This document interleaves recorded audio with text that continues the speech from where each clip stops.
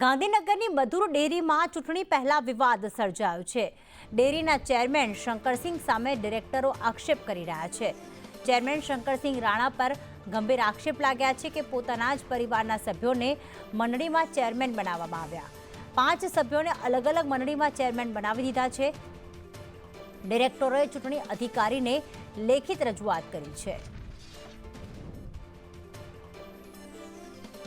ગાંધીનગરની મધુર ડેરી છે, જેમાં આગામી સમયમાં ચૂંટણી યોજાવાની છે, પરંતુ એ પહેલા જે ડેરીના ચેરમેન છે શંકરસિંહ રાણા, તેમની સામે અન્ય જે ડિરેક્ટર્સ છે તેમણે આક્ષેપ કર્યા છે કે તેમના જે પરિવારના એટલે કે તેમના જે સગાવાલા છે તેમને અલગ અલગ મંડળીમાં તેમણે ડિરેક્ટર બનાવી દેવામાં આવ્યા છે।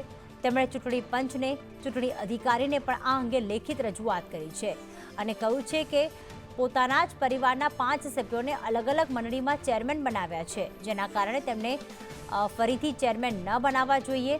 ડિરેક્ટરો આ બાબતે ચૂંટણી અધિકારીને લેખિત રજૂઆત પણ કરી છે। તો આગામી સમયમાં મધુર ડેરીની ચૂંટણી યોજાય એ પહેલા જ વિવાદ સર્જાયો। અન્ય ડિરેક્ટરો હાલના ડિરેક્ટરના વિરોધમાં છે।